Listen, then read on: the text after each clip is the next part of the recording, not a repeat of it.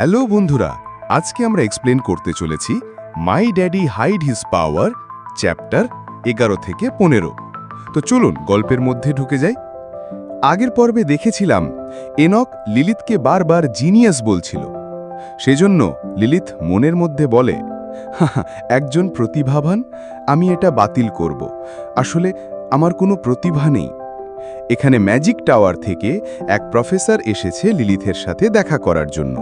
তিনি লিলিথকে বলেন, তোমার সাথে দেখা করা সম্মানের। আমি রবার্ট কুইন, ম্যাজিক টাওয়ারের প্রতিভা বিভাগের অংশ। তুমি আমাকে শুধু রবেল বলতে পারো, রাজকুমারী। লিলিথ একটু ঘাবড়ে গিয়ে বলে, হ্যাঁ ঠিক আছে। লিলিথকে ঘাবড়াতে দেখে এনক বলেন, লিলিথ ঘাবড়াও না। এই লোকটির প্রশ্নের উত্তরগুলো আরামে দাও। যদি তুমি না জানো তাহলে বলো যে তুমি জানো না। লিলিথের টেস্টে সব পেপারে A+ মার্ক এসেছে। আর যেই টিচার লিলিথকে পড়াতো লিওন আর থিওর সাথে, সেই এনকের কাছে এসে বলেন, ডিউক, এটা লজ্জাজনক, কিন্তু রাজকন্যাকে শিক্ষিত করার জন্য আমি যোগ্য নই। এনক বলেন, আরে আমার বাচ্চাটা কি খুব একটা ভালো না? টিচার খুশি হয়ে বলেন, রাজকন্যা একজন প্রতিভাবান, সত্যিই একজন প্রতিভাবান। যখন শিশুরা গণিতের মতো বিষয়ে ব্যতিক্রমী প্রতিভা দেখায়, তখন তাদের প্রাথমিক প্রতিভাধর শিক্ষার জন্য জাদুর টাওয়ার দ্বারা অনুসন্ধান করা স্বাভাবিক। এনকের বাবা এনককে বলেন, আমি ম্যাজিক টাওয়ারের সাথে যোগাযোগ করেছি। আমি ব্যক্তিগতভাবে লিলিথের এবিলিটি লেভেল যাচাই করব। ইনক বাবাকে বলে, তুমি লিলিথকে এই বিষয়ে জিজ্ঞাসা করনি? তুমি আমার সাথে পরামর্শ করনি? এনকের বাবা বলেন, এটা বাচ্চার স্তরের একটা সহজ পরীক্ষা মাত্র। সে জাদুর টাওয়ারে যাবে কি যাবে না সেটা তার সিদ্ধান্ত। কিন্তু যদি ফলাফল ভালো হয়, পরে যদি সে জাদুর টাওয়ারে কাজ করে, তাহলে তুমি আরও স্বাচ্ছন্দ্য বোধ করবে। এনক মনের মধ্যে বলে, এটা মিথ্যে নয়। প্যাভিলিয়ন সাম্রাজ্যে সমস্ত উচ্চস্তরের দক্ষতা ব্যবহারকারীদের বাধ্যতামূলকভাবে সেনাবাহিনীতে যোগদান করতে হয়। কিন্তু ম্যাজিক টাওয়ারের গবেষকরা নিয়োগ তালিকার একেবারে নিচে রয়েছেন। সাম্রাজ্যের পতনের দিন না হলে তাদের আর কখনো রক্তক্ষয়ী যুদ্ধে লড়তে হবে না। আপাতত আমি লিলিথকে এটা সম্পর্কে জিজ্ঞাসা করব। দাদা লিলিথকে বলে, তুমি কি নার্ভাস? গতকাল শিক্ষকদের সাথে যা করেছ তাই করো। লিলিথ মাথা নাড়ায় আর মনের মধ্যে বলে, আমি অতিরিক্ত কাজ করিনি। এই পুরো পরিস্থিতি এত বড় হয়ে উঠেছে গণিতের কারণে। যখন জাদু ব্যবহার করার কথা আসে, তখন সূত্রের প্রয়োজন হয়। আর যারা এই সূত্রগুলি তৈরি করেন তারা জাদুর টাওয়ারের গবেষক। তাদের সকলের মধ্যে কিছু মিল আছে। তারা সবাই গাণিতিক প্রতিভাবান। গণিত অধ্যয়ন হল জাদুর বৃত্তের পিছনে মূলনীতি। এই কারণেই জাদুর টাওয়ার গণিতে ভালো বাচ্চাদের খোঁজ করে আর ছোটবেলা থেকে প্রতিভাধর শিক্ষাকে সমর্থন করে। আমি এটা ইতিমধ্যেই জানি। আমি আদি পৃথিবীর প্রেক্ষাপট মুখস্থ করে ফেলেছিলাম, কিন্তু এই বিপর্যয় আমি কখনো আশা করিনি। প্রতিভা আরও বোকার মতো। এই বলে মন খারাপ হয়ে যায়। রোবেল লিলিথকে বলে, আর ওখানে তুমি জানো, ওটা অস্কার ম্যানুয়েল। তিনি ইতিহাসের সর্বকনিষ্ঠ magic tower lord. Lilith hayran হয়ে মনের মধ্যে বলে, অস্কার ম্যানুয়েল? এত তাড়াতাড়ি এত বিশিষ্ট চরিত্রের সাথে দেখা করা, এটা কি আসলেই কিছু গুণ এবং ভাগ করার প্রজাপতির প্রভাব? ম্যাজিক টাওয়ার লর্ড অস্কার কার্যত একজন শত্রু। বাবা বিদ্রোহের জন্য প্রস্তুত। উচ্চ পদস্থ দুঃখতার ব্যবহারকারীদের একত্রিত করে। অভিজাত ব্যক্তিত্ব এবং রাজনৈতিক ব্যক্তিত্বরা সকলেই তার পক্ষে। কিন্তু সে ম্যাজিকের টাওয়ারের নিয়ন্ত্রণ নিতে পারেনি। অস্কার শেষ পর্যন্ত আমার বাবাকে কখনো সাহায্য করেনি। যদি আমরা জাদুর স্তম্ভটি সুরক্ষিত করতে পারতাম, যেখানে তিনি একজন গুরুত্বপূর্ণ ব্যক্তিত্ব ছিলেন, তাহলে বিপ্লব 3 বছর আগেই হতে পারত। কিন্তু তার মানে কি অস্কার সাম্রাজ্যকে সমর্থন করেছিলেন? ঠিক তা নয়। যদিও আমি মূল গল্পটি পড়েছি, তবুও আমি কখনোই তার উদ্দেশ্যগুলি পুরোপুরি বুঝতে পারি না। লিলিথ চোখ উঠানোর পর বলে, আমি আমার মূল তৈরি করে ফেলেছি। আমি একজন অসাধারণ মানুষ হওয়ার ভান করব আর অস্কার জয় করার জন্য জাদুর টাওয়ারে জড়িয়ে পড়ব। ঠিক আছে, এখন ভালো লাগছে। এইটা বলার পর অঙ্ক করা শুরু করে আর মনের মধ্যে বলে, গতকালের পাঠ থেকে সমস্যাগুলো সমাধান করো। রোবেল hayran হয়ে বলে, বাহ, এটা অসাধারণ। এনক শখ হয়ে মাথায় হাত দিয়ে বলে, বাহ, আমার মেয়ে সত্যিই একটা প্রতিভা। অস্কার বলে, তুমি কি এখন মজা করছো? তুমি কি মনে করো আমি এখানে বাচ্চাদের খেলা দেখতে এসেছে? রুবেল বলে, হ্যাঁ, না, আমি দুঃখিত। অস্কার বলে, ভালো করে চেক করে নেবেন। রবেল একটা বড় অঙ্ক করতে দেন। সেইটা দেখে লিলিত বলে, এইটা কি অঙ্কটা হচ্ছে?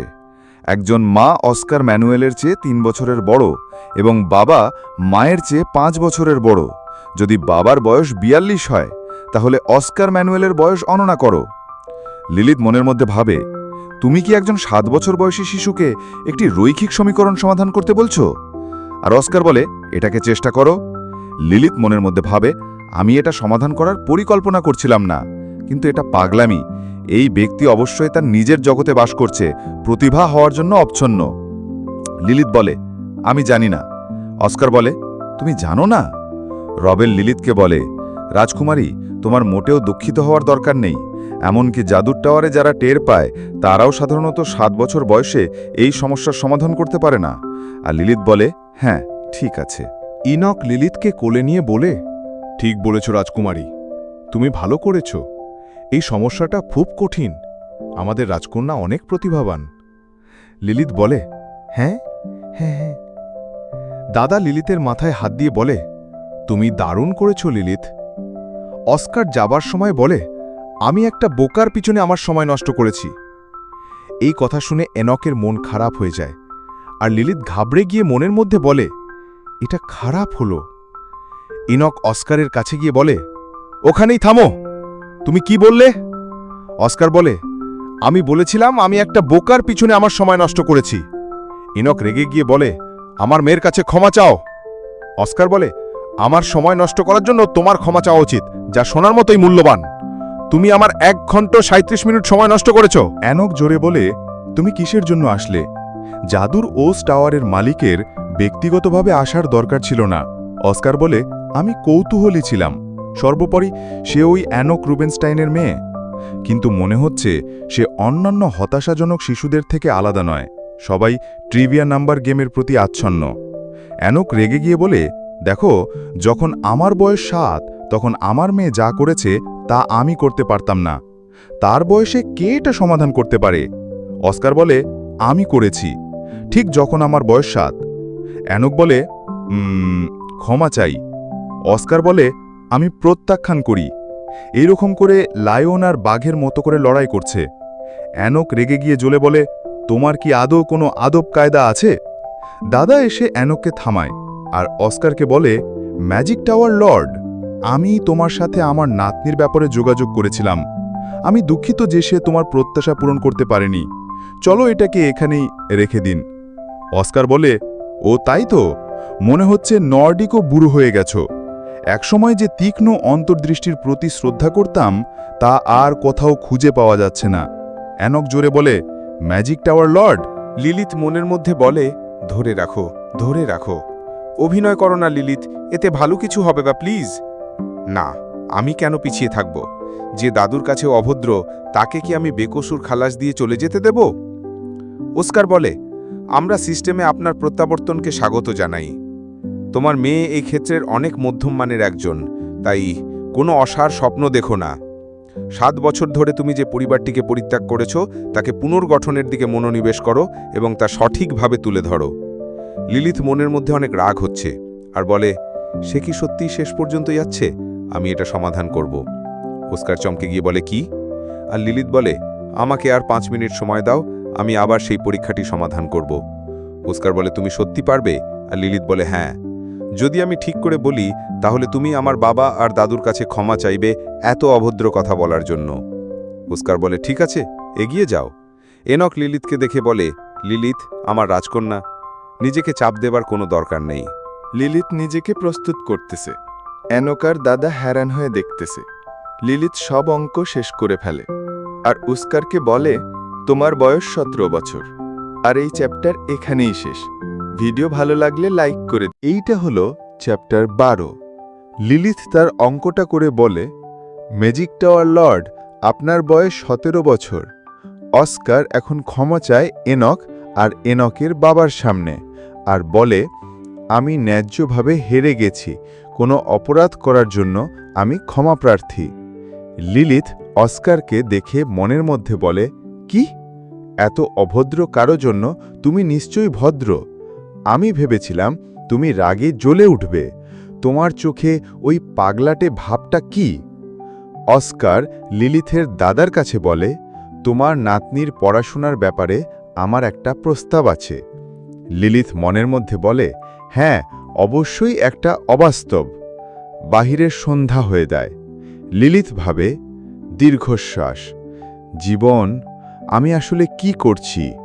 সেই থেকে অস্কার আমাদের পরিবারের সাথে রাতের খাবার খেতে যোগ দেয়, এমনকি আমাকে ব্যক্তিগতভাবে শেখানোর জন্য স্বেচ্ছাসেবক হিসেবেও কাজ করে। অবশ্যই আমি রাজি হয়েছিলাম, কারণ আমি ভেবেছিলাম এটি তাকে কাছে পেতে এবং মন জয় করার একটা ভালো সুযোগ হবে। কিন্তু তাকে তার জায়গায় রাখার পরিবর্তে আমি পরিস্থিতি আরও জটিল করে তুলেছি। লিলিথ এই ভাবতে ভাবতে হঠাৎ চমকে গিয়ে বলে, কি অসাধারণ! অস্কার দরজা খুলে ভেতরে আসে আর ঢেক ওঠানোর পর বলে, খাবারের জন্য ধন্যবাদ। অস্কার লিলিথের পাশে এসে বসে, আর লিলিথ মনের মধ্যে বলে, কি, কেন তাকে সম্পূর্ণ ভিন্ন মানুষ বলে মনে হচ্ছে? অস্কার লিলিথকে বলে, আচ্ছা, আমাদের কি আবার পড়াশোনায় ডুব দেওয়া উচিত? লিলিথের সামনে কলম নিয়ে আসে ম্যাজিক দিয়ে, আর লিলিথ হেরান হয়ে যায় এই ম্যাজিক দেখে। অস্কার বলে, এটা কি অসাধারণ নয়? লিলিথ বলে, হ্যাঁ। অস্কার লিলিথের কাছে বলে, প্রতিটি স্থানেই স্থানাঙ্ক থাকে। একটি জাদু সূত্র তৈরি করতে আপনাকে বুঝতে হবে কিভাবে এই স্থানের ধারণাটি গাণিতিকভাবে প্রকাশ করতে হয়। লিলিথ কলমটা হাতে নিয়ে দেখে। অন্য কথায়, একটি জাদু সূত্র তৈরি করতে আপনার উন্নত প্রাকৃতিক বিজ্ঞানে শেখানো ভেক্টর ধারণা পর্যন্ত জ্ঞানের প্রয়োজন। লিলিথ মনের মধ্যে বলে, জাদু আমার ধারণার চেয়ে অনেক বেশি নিয়মতান্ত্রিক।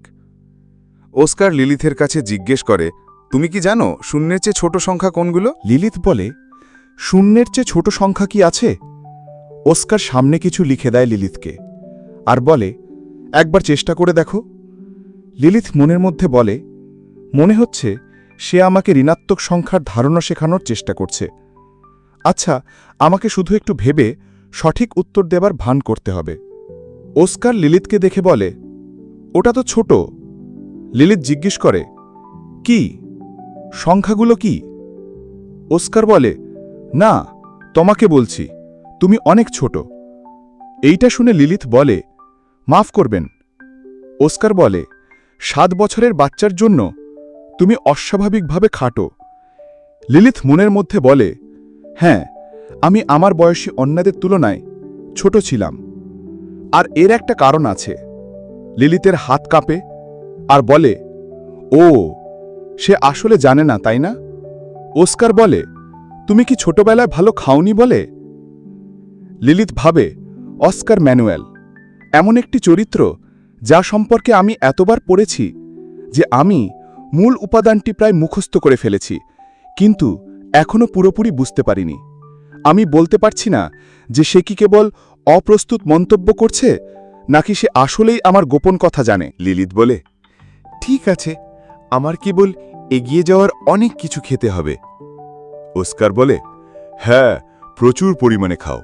ভালো খাওয়া এবং শক্তিশালী বৃদ্ধি, যাতে আপনি আমার সাথে কাজ করতে পারেন।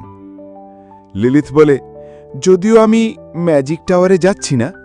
অস্কার বলে, ম্যাজিক টাওয়ারে কাজ করা আপনার পক্ষেও সহজ হবে। লিলিথ বলে, ঠিক আছে, আমি এটি সম্পর্কে চিন্তা করব।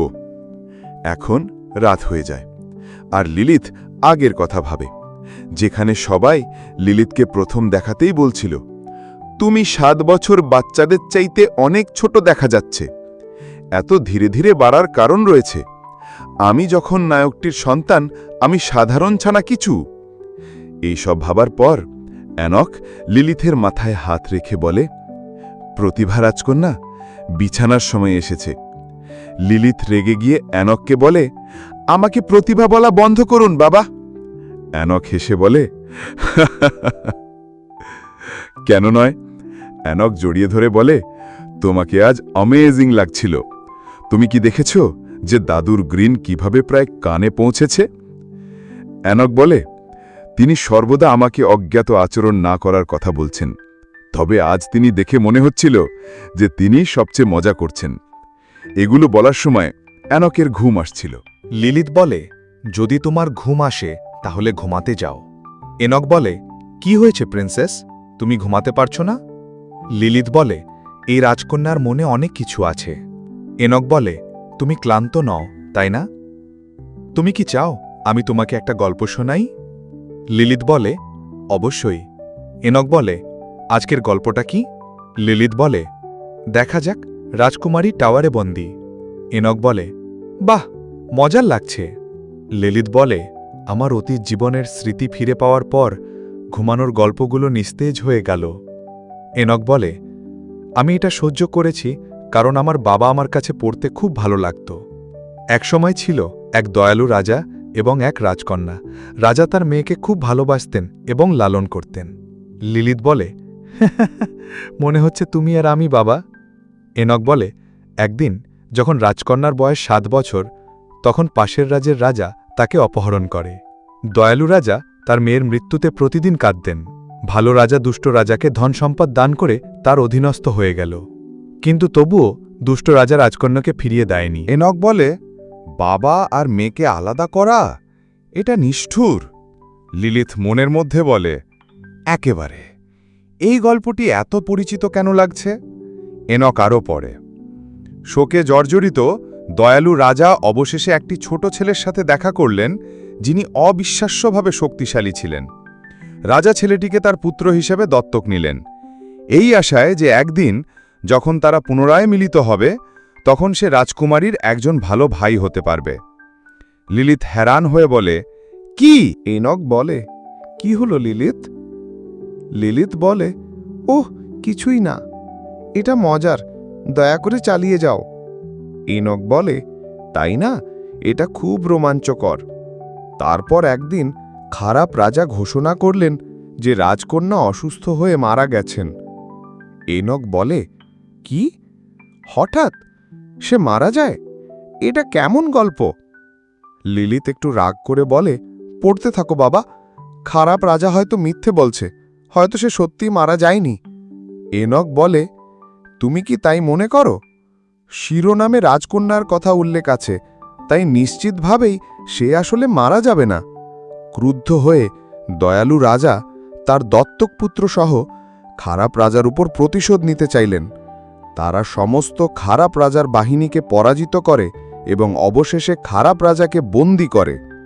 হ্যাঁ, এই দৃশ্যগুলো। এনক একটু নাটক করে জোরে বলে, আমি আমার মেয়ের প্রতিশোধ নেব, ওরা আমার কাছে খুব প্রিয়। এনক রুবিনস্টাইন, তুমি কি সত্যিই মনে করো সবকিছু এত সহজেই তোমার ইচ্ছা মতো চলে যাবে? এনক এইসব বলার পর সামনে দেখে লিলিথকে এই গল্পের মধ্যে অনেক বড় দেখানো হয়। এইটা হচ্ছে চ্যাপ্টার 13। তার বঞ্চিত মেয়েকে ব্যাক করার জন্য এনক রুবিনস্টাইন অসংখ্যবার যুদ্ধক্ষেত্রে গিয়েছিলেন। যখন জানতে পারল যে তার মেয়ে মারা গেছে, তার তলোয়ার সম্রাটের নির্দেশিকা ছিল। তার মেয়ের একটি গোপন পরিচয় ছিল এবং সম্রাট, যিনি এটি প্রথম দিকে জানতে পেরেছিলেন, তাকে লুকিয়ে রেখেছিলেন এবং তার ক্ষমতা কাজে লাগান।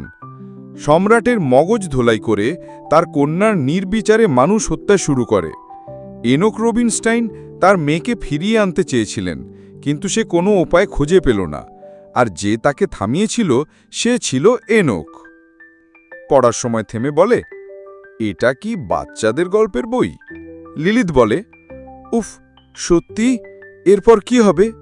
এনক বলে, এটা খুব একটা ভালো শেষ না। আমার মনে হয় আমরা এখন পড়া বন্ধ করতে পারি। এখন থেকে তোমাকে পড়ে শোনানোর আগে আমি এটি আগে পড়ব। এতে এত ক্ষতিকারক বিষয়বস্তু ছিল, দুঃখিত রাজকুমারী। লিলিথ বলে, কিন্তু এর এখনও একটি সুখী সমাপ্তি আছে। এনক বলে, কি? ওটা কোথায়? লিলিথ বলে, আচ্ছা, যদি রাজকন্যাকে অপহরণ না করা হতো তাহলে ভালো রাজা খারাপ রাজার উপর প্রতিশোধ নেওয়ার চেষ্টা করত না, তাই না? শেষ পর্যন্ত ভালো রাজা খারাপ দেশটিকে নিশ্চিহ্ন করে দিলেন, তাই সবাই চিরকাল সুখে বসবাস করতে বাধ্য হল। এনক বলে, তুমি কি সত্যিই তাই মনে করো? রাজকুমারী মারা গেছে, তবে লিলিথ বলে, এটাকে আর বাঁচানো যাবে না, তাকে দুষ্ট রাজা দ্বারা চালিত করা হয়েছিল, কিন্তু তবুও রাজকুমারী অনেক মানুষকে হত্যা করেছিল। এনক বলে, হ্যাঁ, কিন্তু যেহেতু রাজকন্যা মারা গেছে তাই এটি সুখী সমাপ্তি হয়নি। লিলিত বলে, এটা একটা সুখী সমাপ্তি। এনক হেনান হয়ে বলে, না, তা না, তাই না? শোনো, পুরুষ নেতাই ভালো রাধা ছিলেন, তাই না? পুরুষ প্রধানের প্রিয় মেয়ে মারা গেছে, তাই না? লিলিত বলে, ঠিক বলেছ। এনক মন খারাপ করে বলে, তাহলে অন্য সবাই খুশি হলেও পুরুষ নেতা খুশি হবে না, তাই না? লিলিত বলে, আমার মনে হয় তাই। এনক বলে, যদি পুরুষ প্রধান খুশি না হয় তাহলে শেষটা সুখী সমাপ্তি হবে না লিলিত। একজন বাবা যিনি তার প্রিয় মেয়েকে হারিয়েছেন কিভাবে খুশি হতে পারেন? তাই এটি একটি সুখী সমাপ্তি নয়। লিলিত একটু মন খারাপ হয় এনকের কথা শুনে, আর মনের মধ্যে বলে, মূল উপন্যাসটির অবশ্যই একটি সুখী সমাপ্তি হয়েছিল। চেশায়ার এনক রুবিনস্টাইনের মেয়েকে হত্যা করার পর এটি একটি শান্তিপূর্ণ নতুন সাম্রাজ্যের জন্মের মাধ্যমে শেষ হয়েছিল। কিন্তু মূল গল্পটি শেষ হওয়ার পর বাবার কি হয়েছিল তার মেয়ের কবরের উপর নির্মিত শান্তিপূর্ণ রাজ্যে? পুরুষ নেতা কি খুশি ছিলেন? এই সব ভেবে লিলিত তার বাবাকে ডাকে আর জিজ্ঞেস করে, কি হতো যদি তুমি ভালো রাজা হতে আর আমি রাজকন্যা? আমার মৃত্যুর পর তুমি কিভাবে বাঁচবে? এনক মন দিয়ে শোনার পর লিলিতকে জড়িয়ে ধরে আর বলে, এর দ্বারা তুমি কি বোঝাতে চাইছো? আমি তোমাকে ছাড়া বাঁচতে পারবো না, সুইট হার্ট। লিলিত শুনে হ্যারান হয়ে বলে, কি? আমার মনে হয় ভালো রাজাও সম্ভবত একইভাবে ভেবেছিলেন। যদিও রাজকন্যা মারা গেছে ভেবে সে সাথে সাথে মারা যায়নি। প্রতিশোধ শেষ হয়ে গেলে সে হয়তো তাকে অনুসরণ করার পরিকল্পনা করেছিল। লিলিত একটু চমকে গিয়ে বলে, কি কি যদি আমি মারা যাই তোমার কি হবে? এনক বলে, তোমার নিজের বাচ্চা হলে তুমি আরও ভালোভাবে বুঝতে পারবে। আমার মনে হয় তুমিও আমার মতো একই রকম অনুভব করবে। এনক লিলিথের কপালে কিস দিয়ে বলে, আমি তোমাকে এক্ষুনি অনুসরণ করব, কারণ আমি রাজকন্যাকে মিস করি। বাবা রাজকন্যাকে ছাড়া বাঁচতে পারবেন না। লিলিথ জোরে বলে, না, এইটা হতে পারে না। আর এনক হেসে বলে, তোমার মুখের দিকে তাকাও, চিন্তা করো না। এনক ফানিমুখ বানিয়ে বলে, এটা তো একটা রূপকথা। বাবা প্রথমেই রাজকুমারীকে হারাতেন না। আর লিলিত মনের মধ্যে বলে, কিন্তু তুমি আমাকে হারিয়ে ফেলতে যদি সবকিছু ঠিকঠাকভাবে চলতো, যেমনটা হবার কথা ছিল। এনক হাত মুট করে বলে, আর যদি আমি তোমাকে হারিয়েও ফেলি, তবুও আমি এত বোকা হব না যে তার খারাপ লোকের দলে যোগ দেব। আমি তাড়াহুড়ো করে ঢুকব, খারাপ রাজাকে পরাজিত করব, আর আমাদের রাজকন্যাকে উদ্ধার করব। লিলিত মনের মধ্যে বলে, এত ভাবনা, এটা এত সহজ হবে না। লিলিত বাবাকে বলে, বাবা, আমার কিছু জিজ্ঞাসা করার আছে। এনক বলে, এটা কি? লিলিত বলে, তাহলে যদি তুমি পাওয়ার ব্যবহারকারী হও তাহলে সম্রাটের আদেশ পেলে তোমাকে যুদ্ধক্ষেত্রে যেতে হবে, তাই না? এনক বলে, ঠিক বলেছ। লিলিত বলে, কিন্তু তুমি কি আগে বলনি যে আমার যেতে হবে না? এনক বলে, আমাদের রাজকন্যার যেতে হবে না। লিলিত বলে, কেন? আমি তোমার মেয়ে। তাহলে আমার মনে হয় আমার মতে সত্যিই কিছু শক্তিশালী ক্ষমতা আছে, তাহলে আমার যাওয়া উচিত। লিলিত বলে, না, তোমাকে যেতে হবে না, আমার নিজের পথ আছে। লিলিত জিজ্ঞেস করে, এই উপায়গুলো কি? এনক ঘুম ভাব দেখে বলে, আচ্ছা যাই হোক। উফ, আমার ঘুম পাচ্ছে। এনক লিলিথকে জড়িয়ে ধরে ঘুমায়, আর লিলিথ মনের মধ্যে বলে, জিজ্ঞাসা না করেও আমি বাবার পরিকল্পনাটা খুব সুন্দর করে অনুমান করতে পারি। বাবা সম্ভবত শীঘ্রই সম্রাটের সাথে দেখা করতে যাচ্ছেন, এবং ৯৯.৯% সম্ভাবনা আছে যে তিনি আমার সামরিক ছাড় চাইবেন। বাবার কার্ড সম্রাটের কাছে প্রশ্নোত্তরের জন্য সবকিছু উপস্থাপন করবে। এখন থেকে সে এমন একজন ব্যক্তি হয়ে উঠবে যে রাজকীয় আদেশের প্রতিবাদ করবে। ভালো রাজার খারাপ রাজার অধীনস্থ হওয়া ছাড়া আর কোনো উপায় থাকে না, কারণ পুরুষ নেতার একটা দুর্বলতা আছে। ঠিক আছে, এটা তার মেয়ে। এমনকি যদি সম্রাট তাকে অপহরণ নাও করতেন তবুও বাবা মুক্ত হতেন না। তিনি সম্রাটের সাথে আলোচনা করতেন যাতে আমি যুদ্ধক্ষেত্রে যেতে না পারি। ভালো রাজা অবশেষে খারাপ রাজার দাসে পরিণত হবে এবং সে এক অর্থহীন হত্যাযজ্ঞের যুদ্ধ করবে। বাবা একজন পুরুষ নেতা, তিনি একজন ধার্মিক মানুষ যিনি সাম্রাজ্যের প্রচেষ্টাকে ঘৃণা করেন, যেমন বিজয় যুদ্ধ। বাবা আমাদের রাজকন্যার জন্য যে কোনো কিছু করতে প্রস্তুত। সে এমন একজন যে স্বেচ্ছায় আমার জন্য তরবারি তুলে নেবে। মনে রেখো, যদি পুরুষ প্রধান সুখী না হয় তাহলে এর পরিণতি হ্যাপি এন্ডিং হবে না লিলিথ। বাবা কখনোই তার রাজকন্যাকে ছাড়া থাকতে পারে না। আমার বিশ্বাস যে কন্যার অস্তিত্ব মূল গল্পের অগ্রগতির জন্য কেবল একটি অনুঘটক ছিল, তা ভুল ছিল। সম্রাটের পুতুল হিসেবে জীবিত, প্রতিশোধের সিদ্ধান্ত নেওয়া, শেষ পর্যন্ত তিনি বিপ্লবে সফল হন। আমার বাবার প্রতিটি কাজেরই একটি লক্ষ্য ছিল, এবং সেই লক্ষ্য সবসময় আমারই ছিল। মূল গল্পটি, যা নিঃসন্দেহে একটি সুখী সমাপ্তি বলে মনে হয়েছিল, শেষ পর্যন্ত পুরুষ প্রধানের জন্য একটি নির্দিষ্ট ট্র্যাজেডিতে পরিণত হয়েছিল, যিনি তার লক্ষ্য হারিয়েছিলেন। মূল গল্প শেষ হওয়ার পর মনে হয় আমার বাবা হয়তো আমার পরে মারা গেছেন। যদি তাই হয়, তাহলে আমাকে যা করতে হবে, এটা কেবল আমার বাবাকে মূল গল্পের মতো শান্তিপূর্ণ পরিণতিতে পৌঁছেতে সাহায্য করার জন্য নয়, আমাকে বেঁচে থাকতে হবে। যাই ঘটুক না কেন, আমাকে আমার বাবার পাশে থাকতে হবে। মূল গল্প শেষ হওয়ার পর পুরুষ প্রধানের জন্য এনক রুবিনস্টাইনের সুখী সমাপ্তি। যাই হোক না কেন, বাবা, আমি তোমার জন্য সব কিছু করব, যদি তোমার জন্য হয় বাবা। সর্বোচ্চ পদ হল ডোজ, এবং কোয়ার্তো, সেপ্টিমা, অক্টাভা, নোভেনো, অবশেষে সর্বনিম্ন পদমর্যাদা মারা যায়। এমন একটি সত্তা আছে যা 6টি স্তরের অ্যাবিলিটি ব্যবহারকারীদের অন্তর্ভুক্ত। সেটা হল প্রিমেরা। প্রিমেরার অস্তিত্বই জাদুর উৎস। একজন সর্বশক্তিমান সত্তা, দেবতাদের সবচেয়ে কাছের। অতএব একজন প্রাইমেরা প্রতি প্রজন্মে মাত্র একবার জন্মগ্রহণ করেন। সাম্রাজ্য প্রতিষ্ঠার পর থেকে তারা কেবল রাজপরিবারের বংশ থেকে জন্মগ্রহণ করেছিল এবং সম্রাটের পদমর্যাদার ছিলেন। এটা নিশ্চিত করা হয়েছে যে তার রাজকীয় মহামান্য দ্বাদশ যুবরাজ কুয়ার্টো পদমর্যাদার অধিকারী। কেন এখনও প্রাইমেরা দেখা যায়নি? সম্রাটের 14টি সন্তান ছিল, কিন্তু এখনও একটি সন্তানও হয়নি। পরবর্তী সন্তানের অনুপস্থিতি জনগণের মধ্যে তীব্র আলোড়ন সৃষ্টি করেছে। এখানে সেই প্রাইমেরা। তুমি কি নিশ্চিত যে প্রাইমেরা আর কখনো জন্মগ্রহণ করবে না?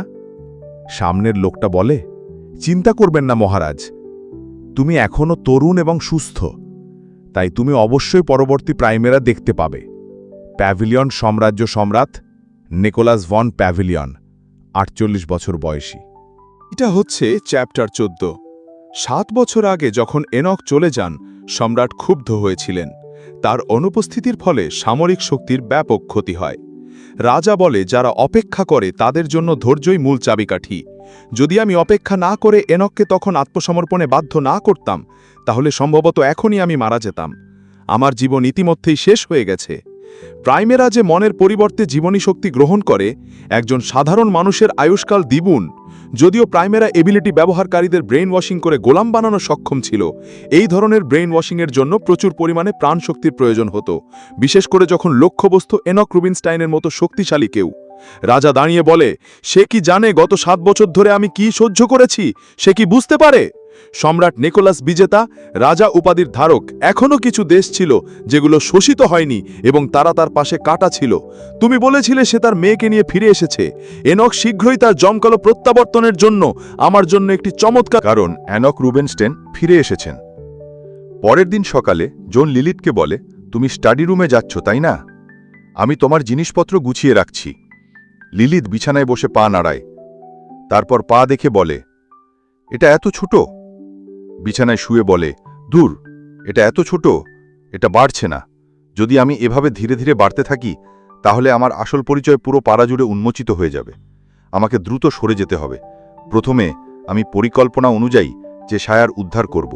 আমাকে যত তাড়াতাড়ি সম্ভব এবিলিটি প্রশিক্ষণ কেন্দ্রে ভর্তি হতে হবে। এইভাবে আমি আমার আসল পরিচয় গোপন করতে পারি।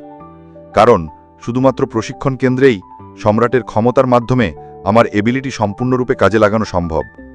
শুধুমাত্র সম্রাটই এবিলিটি ব্যবহারকারীদের হৃদয়ের মূল অংশ খুলতে পারেন, অন্য কেউ এটা করতে পারে না।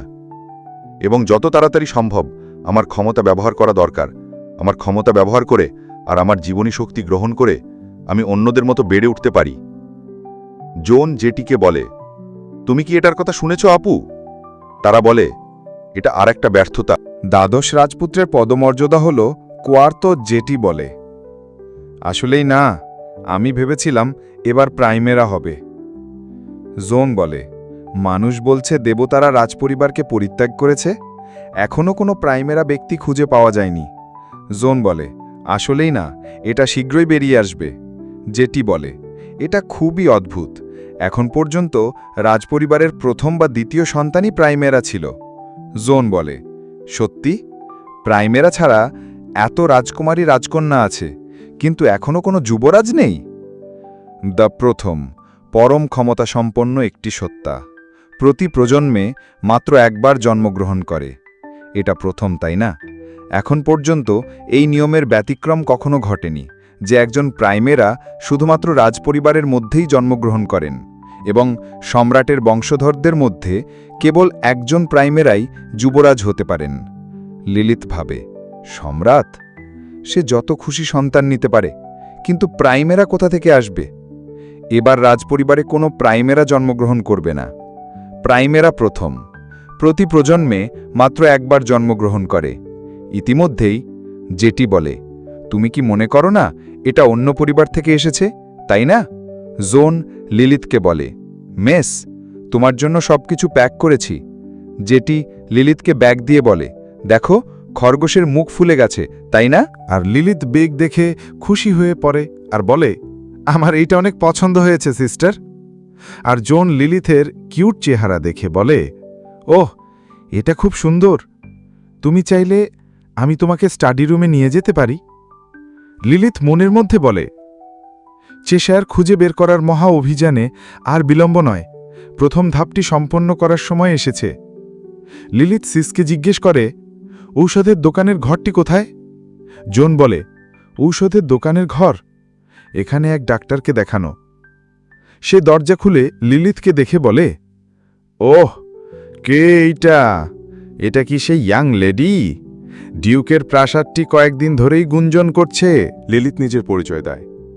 হ্যাঁ, ঠিক বলেছ, আমার নাম লিলিথ। তোমার সাথে দেখা করে ভালো লাগলো ফ্লিন। ফ্লিন একটু হয়রান হয়ে বলে, কি, তুমি আমাকে চেনো? আমরা কি এখনো একে অপরকে ঠিকমতো শুভেচ্ছা জানাইনি? লিলিথ বলে, হ্যাঁ, আমার বোনেরা বলে যে ফ্লিন খুব চালাক ডাক্তার। তারা বলে যে অসুস্থ হলে যদি তুমি ফ্লিনে যাও তাহলে তুমি এখনই সেরে যাবে। ফ্লিন একটু খুশি হয়ে বলে, হ্যাঁ হ্যাঁ, ঠিক বলেছ, আমি বেশ সক্ষম। এরপর ঘাবড়ে গিয়ে লিলিথ বলে, তুমি কি এখানে এসেছ কারণ তোমার শরীর খারাপ? লিলিথ বলে, না, আমি শুধু ফ্লিনকে শুভেচ্ছা জানাতে চেয়েছিলাম।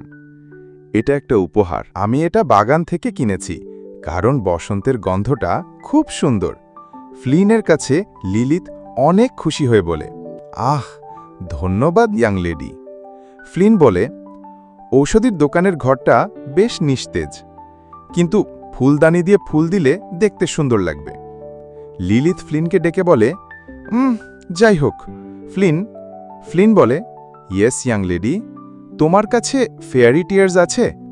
ফ্লিন বলে, ফেয়ারি টিয়ার্স? তুমি কি রেফারিং টু স্যালভেশনের কথাই বলছো? লিলিথ বলে, হ্যাঁ, ঠিক। ফ্লিন বলে, হ্যাঁ, আমাদের কাছে আছে। তোমার কি কিছু লাগবে? লিলিথ অনুরোধ করে বলে, আমি শুনেছি এটা খুবই বিরল একটা ঔষধ, আমি কি এটাও খেতে পারি? ফ্লিন লিলিথের কথা শুনে বলে, সত্যি এটা বেশ বিরল, এক ধরনের রহস্যময় প্রতিষেধক ভেষজ সালভেশন, খুবই বিরল, এবং এটি পুরোপুরি রাজকীয় পরিবারের একচেটিয়া অধিকারে।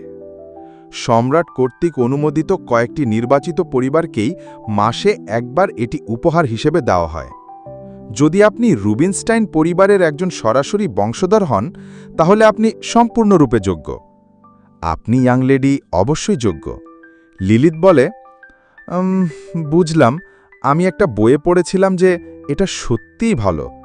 লিলিথ কিউট চেহারা বানায় আর বলে, তুমি কি আমাকে একটু দিতে পারবে? আমি আমার বাবার জন্য চা বানাতে চাই। ফ্লিন লিলিতে দেখে বলে, ও মা, তুমি কত মিষ্টি। ফ্লিন মনের মধ্যে বলে, এই ছোট্ট মেয়েটি তার বাবার জন্য চা বানাতে চায়, কত দামি। ফ্লিন একটা খাতা বের করে দিয়ে বলে, অবশ্যই আমি তোমাকে দেব, এখানে শুধু তোমার নাম লিখো, যে কোনো সময় আসতে দ্বিধা করো না। লিলিত বলে, বাহ, অনেক ধন্যবাদ।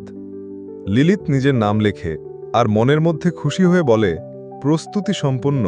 এরপর মনের মধ্যে বলে, আমি তোমাকে ধন্যবাদ জানাই। ছোটবেলায় বাইরে যাওয়ার জন্য একজন অভিভাবক অপরিহার্য।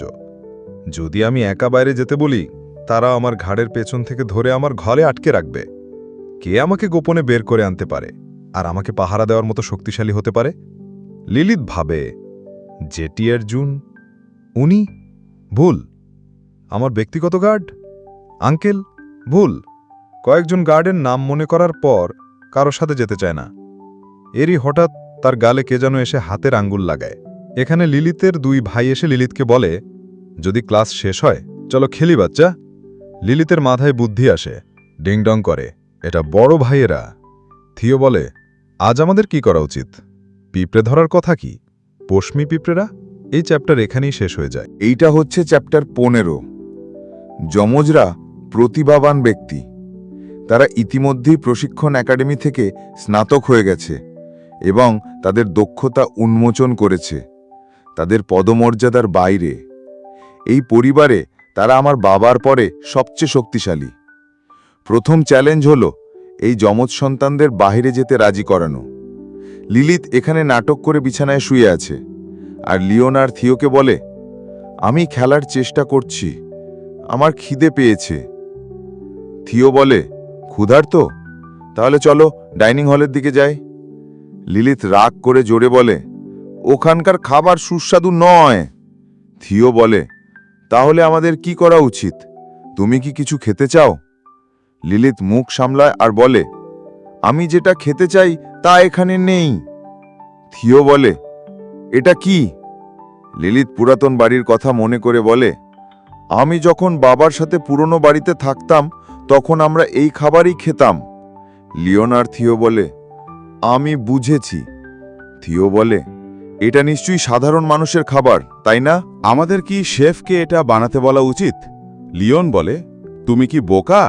একজন নোবেল পরিবারের রাঁধুনি কিভাবে জানবে যে সাধারণ মানুষ কি খায়?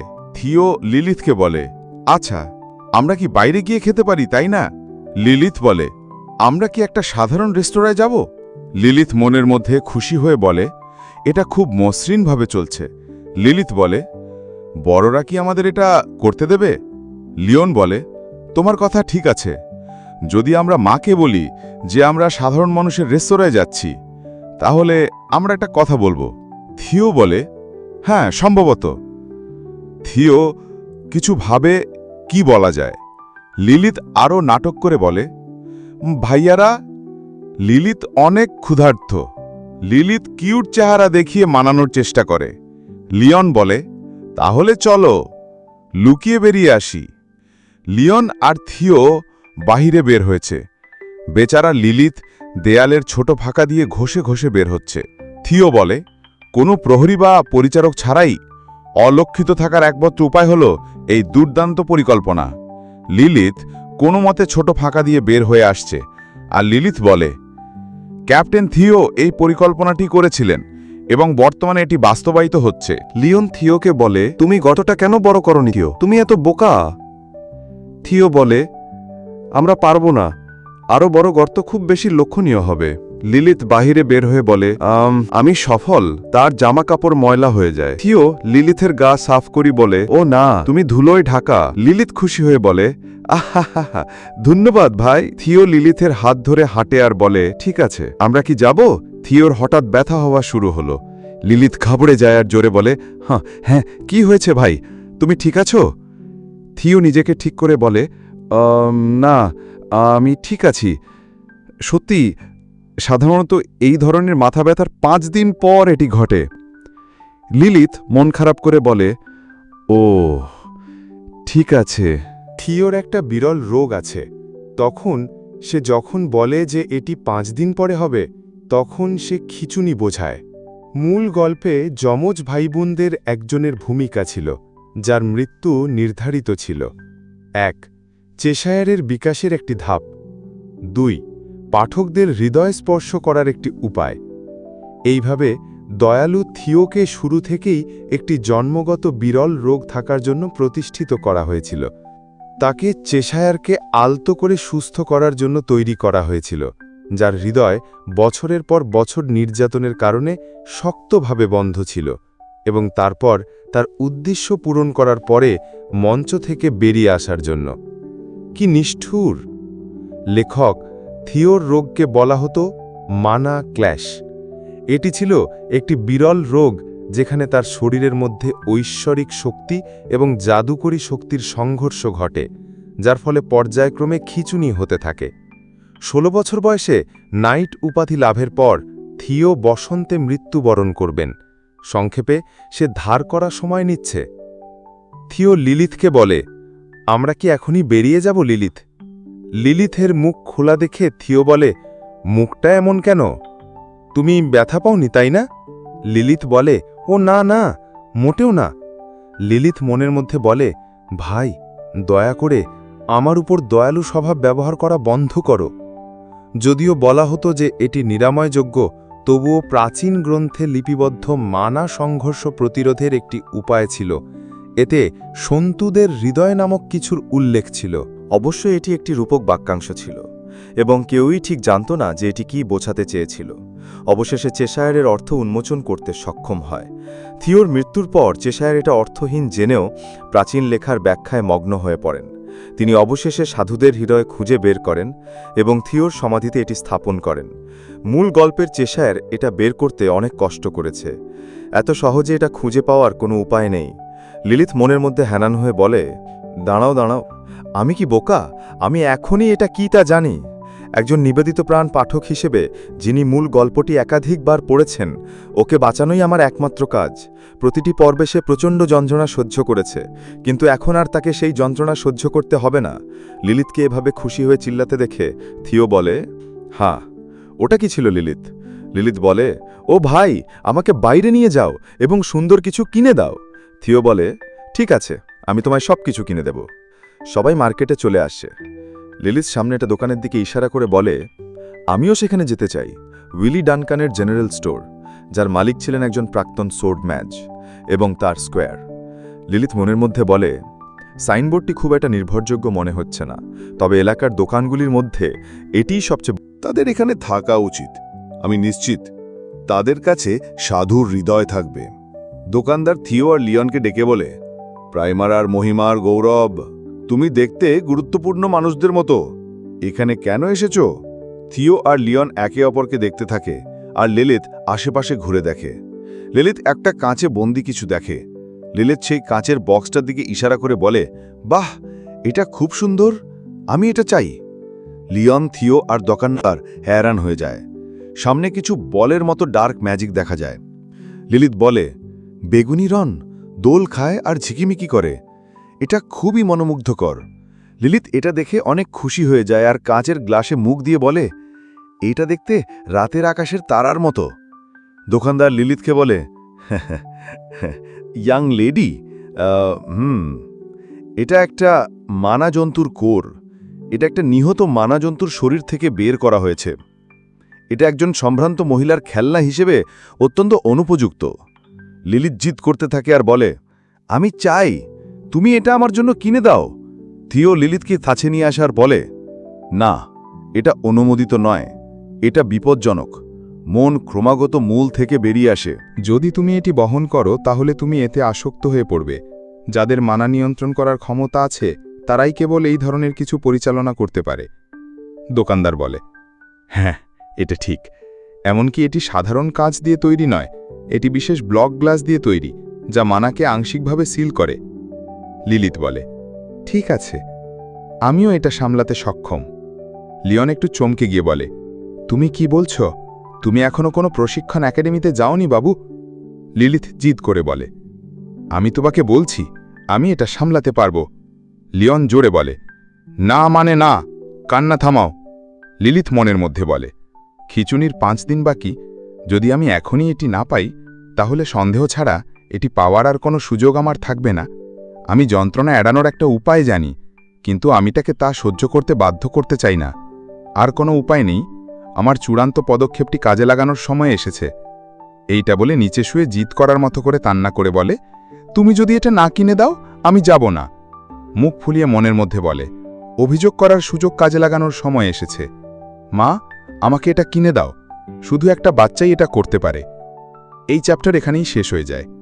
ভিডিও ভালো লাগলে লাইক করে দেবেন আর নতুন হলে সাবস্ক্রাইব করে দেবেন। এই ভিডিও বানাতে আমার অনেক বেশি সময় লাগছে।